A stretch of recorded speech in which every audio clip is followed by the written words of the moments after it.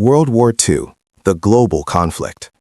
In 1914, a major war broke out involving numerous countries, with repercussions reaching almost every continent, a conflict we know today as World War I. The warring nations were divided into two camps. After 4 years of brutal fighting, the Allied powers emerged victorious, while the opposing Central powers were forced to sign treaties of surrender. Germany was at the forefront of the losing nations.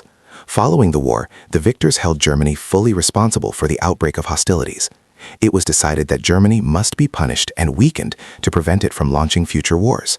Consequently, Germany was forced to sign the famous Treaty of Versailles, which imposed harsh conditions, the loss of vast territories, the payment of massive war reparations, and a significant reduction in its military size. These conditions weakened and divided Germany, with the aim of making Europe a safer place. Naturally, the German people felt deep resentment and humiliation due to the treaty and its perceived cruelty, particularly the war guilt clause. Despite protests, Germany had no choice but to comply. For several years, the German government attempted to demonstrate good faith and commitment to the terms, hoping the Allies would sympathize with their suffering and ease the harshness of the treaty. Germany also sought reintegration into the international community by signing agreements to recognize its new borders, committing to peaceful conflict resolution, and joining the League of Nations. The turning point, the Great Depression and the rise of Nazism. Germany continued on this path until 1929, when a devastating global economic crisis known as the Great Depression struck. Due to the lingering effects of the humiliating treaty, the German economy collapsed entirely. Unemployment skyrocketed, and the German currency lost its value to a catastrophic degree. These conditions, especially the economic collapse, led the German people to despise their government and blame it for their miserable situation. Amidst this chaos, Adolf Hitler and the Nazi Party, the National Socialist German Workers' Party, rose to prominence. The party was fiercely anti-government. Hitler launched bitter attacks against the ruling authorities and other political parties, promising the people to restore Germany to its rightful place. Hitler's political and ideological goals included tearing up the Treaty of Versailles, achieving economic self-sufficiency, expanding eastward to secure Lebensraum, living space, for the German people, and establishing a greater German empire, the Reich, to dominate Europe.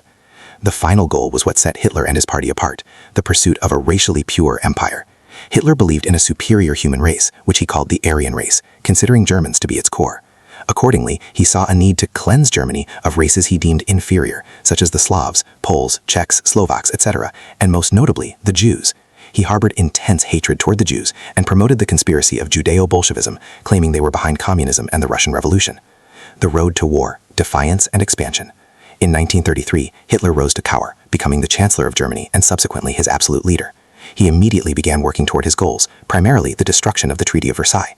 At the time, Hitler's adversaries were divided. France suffered from political division and economic weakness. Britain began to feel the treaty had indeed been too harsh, and the United States adopted a policy of isolationism. Hitler exploited this division and began to move. 1933, he withdrew Germany from the League of Nations and the Disarmament Conference. Other nations offered nothing but condemnation. 1934, he signed a non-aggression pact with Poland to thwart French attempts to form an alliance against Germany. Again, France only condemned the move. 1935, he announced the creation of the German Air Force, Luftwaffe, and a week later the formation of a new German army. He successfully persuaded Britain to allow him to rebuild a portion of the German Navy. He remilitarized the Rhineland, an area bordering France where military presence was strictly prohibited. While this move infuriated France, they took no military action. With these actions, the Treaty of Versailles was effectively dead. Hitler successfully rebuilt Germany militarily, and his popularity soared. Following this, he began planning for expansion, starting with Austria. Hitler claimed that many Austrians considered themselves German and wished to join Germany. He sent his troops, occupied the country, and annexed it, the Anschluss. The international response was limited to verbal protests. Next came Czechoslovakia. Hitler demanded the annexation of the Sudetenland, an area with a German majority. European powers initially agreed to this annexation in hopes of appeasing him, but Hitler broke his promise, occupying the rest of Czechoslovakia and dividing it. The spark, the invasion of Poland. France and Britain finally realized that Hitler's promises could not be trusted. They declared that if he dared to touch Poland, it would mean war. Meanwhile, Hitler took two critical steps. He signed the Pact of Steel with Fascist Italy under Benito Mussolini, establishing a military alliance. He signed a non-aggression pact with the Soviet Union under Joseph Stalin, which included a secret clause to divide Poland between them. This agreement was shocking given their ideological enmity, but it served both sides' interests temporarily. Hitler told his Italian ally to prepare, and in a move that changed the course of history, German forces invaded Poland. In response, Britain and France declared war on Germany, thus beginning World War II. Blitzkrieg and the fall of the West.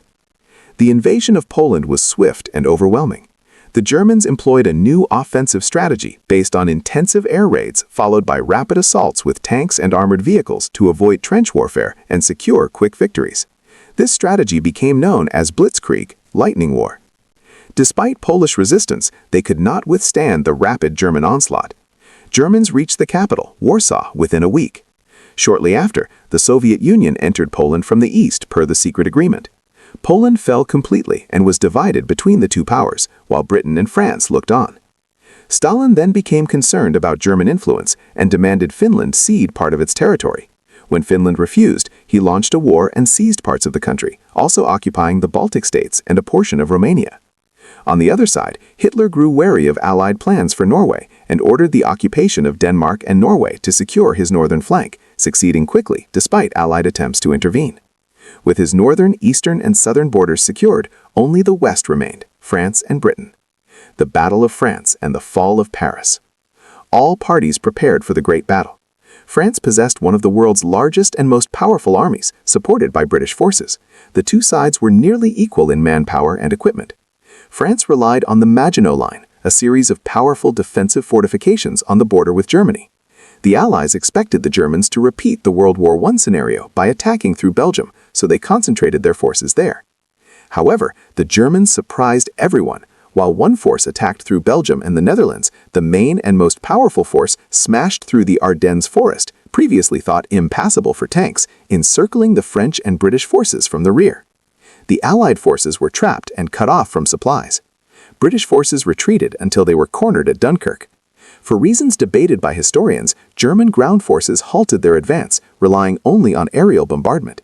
This gave the British a golden opportunity to evacuate hundreds of thousands of soldiers across the sea to Britain, leaving the French to face their fate alone. German forces continued their advance toward Paris, which fell shortly after, leading to France's surrender. It was a swift victory. France, which had fought Germany for 4 years in World War I, fell in just 35 days. Hitler occupied parts of France and established a pro-German government, the Vichy regime. Paris became a playground for German soldiers, and Hitler became the undisputed master of Europe. Meanwhile, Italy declared war on France and attempted a southern offensive, but it failed to achieve significant results. The alliance between Germany and Italy became known as the Axis powers, while their adversaries were called the Allies. The Battle of Britain, the first stand. Britain now stood alone against Germany. An invasion seemed inevitable, especially as their army had not yet recovered. However, Britain had a geographical advantage.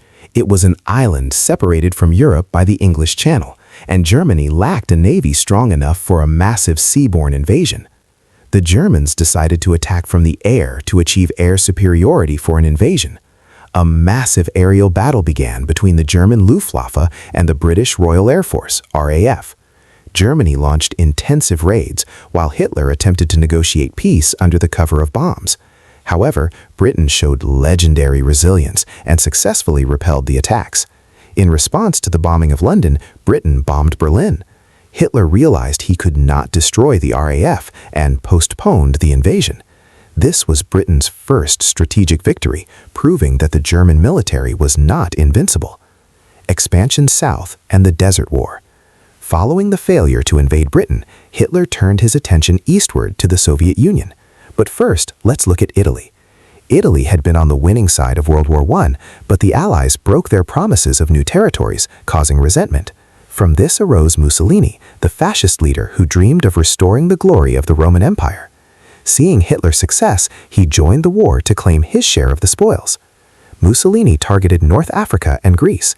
At the time, Britain controlled Egypt, Italy controlled Libya, and France ruled Tunisia, Algeria, and most of Morocco. Mussolini began with skirmishes and captured British Somaliland. However, without coordinating with Hitler, he launched a disastrous invasion of Egypt. The British not only repelled him, but occupied parts of Libya and captured thousands of his troops. This failure forced Hitler to intervene, even though the Mediterranean was not his priority. He sent one of his best generals, Erwin Rommel, with armored forces, the Afrika Korps, to North Africa. Mussolini then launched another failed invasion, this time of Greece, without consulting Hitler. Infuriated, Hitler secured alliances with Hungary, Romania, and Slovakia, occupied Yugoslavia, and sent his forces to rescue the Italians, defeating Greek and British forces, and eventually seizing the island of Crete. Operation Barbarossa, the invasion of the Soviet Union. Hitler returned to his main objective, destroying the Soviet Union and communism to secure living space. Despite the non-aggression pact, he launched Operation Barbarossa, the largest military operation in history. Hitler expected a swift victory, believing the Soviet military was a rotten structure that would collapse with a single kick. Germany unleashed 3 massive army groups in a surprise attack. Initially, the Germans made incredible progress, inflicting massive casualties. Due to ideological hatred, the Germans treated the Soviets with extreme brutality. However, as they moved deeper into Russia, challenges emerged. Vast distances and harsh weather. These made maintaining supply lines difficult. Stiff Soviet resistance. Despite losses, the Soviets continued to fight, causing significant damage. Partisans, uncaptured Soviet forces formed resistance groups that attacked German supply lines from behind. Scorched earth policy. The Soviets destroyed anything useful to the Germans as they retreated. Industrial relocation. In an amazing feat, the Russians dismantled their factories piece by piece, moved them east by rail, and rebuilt them to support the war effort. The German advance slowed, and the conflict turned into a costly war of attrition. The Germans captured Kiev and besieged Leningrad, a siege lasting nearly 900 days, resulting in over 1 million deaths from starvation. As autumn arrived, rain and mud stalled German vehicles, followed by the brutal Russian winter. The German army was unprepared for the cold, while the Soviet troops were accustomed to it. The Soviets launched a successful counteroffensive near Moscow, forcing the Germans to halt operations until spring. This was exactly what Hitler wanted to avoid. The nature of the war had fundamentally changed. The sleeping giant and the turning tide. We have not mentioned Japan since the start of the war. After WW1, Japan emerged as a victor, but the West imposed limits on its navy to prevent clashes in the Pacific, causing Japanese resentment. Japan faced issues like overpopulation and a lack of natural resources. Many lost faith in the civilian government, leading to military dominance. Japan targeted resource-rich Manchuria in China, occupied it, and set up a puppet state, Manchukuo. When the League of Nations protested, Japan withdrew. It continued expanding into China, committing atrocities in Nanjing. Despite international condemnation, Japan persisted in its expansion to secure resources. After failing to expand north against the Soviet Union, Japan looked south toward the Pacific, where U.S. influence was dominant. Collision with America seemed inevitable. As Hitler swept through Europe, Japan was inspired to move. It formed a more aggressive government and signed a pact with Germany and Italy, completing the Axis powers. Pearl Harbor. America enters the war. In response to Japanese expansion, the U.S. imposed harsh economic sanctions, cutting off oil and freezing assets. This choked Japan, making violence against the West seem like the only way to continue its expansion. In November 1941, Japan secretly sent a fleet to Pearl Harbor, Hawaii, launching a surprise attack that destroyed a significant part of the U.S. Pacific Fleet. This gave Japan time to expand unchecked while America rebuilt. The Americans were furious and immediately declared war on Japan. Consequently, Hitler declared war on the U.S., turning the conflict into a truly global war. Japan seized vast territories in Southeast Asia and the Pacific. However, the U.S. surprised Japan by bombing Tokyo, the Doolittle raid, a message that Japan was not safe. The Battle of Midway and the turning tide in the Pacific. Japan realized it had to drive America out of the Pacific. The two fleets met in the Battle of the Coral Sea, the first carrier versus carrier battle. While tactically a draw, it was a strategic victory for the U.S. as it halted Japanese expansion. Japan then assembled a massive fleet to attack Midway Island. In a chaotic battle, the U.S. achieved a decisive victory, sinking 4 Japanese aircraft carriers. Midway was a catastrophe for Japan, ending its dominance and forcing it onto the defensive. Meanwhile, U.S. and Japanese forces engaged in a long, brutal war of attrition at Guadalcanal, eventually resulting in a Japanese defeat. During this time, the U.S. secretly began the Manhattan Project to develop an atomic weapon. Developments on other fronts.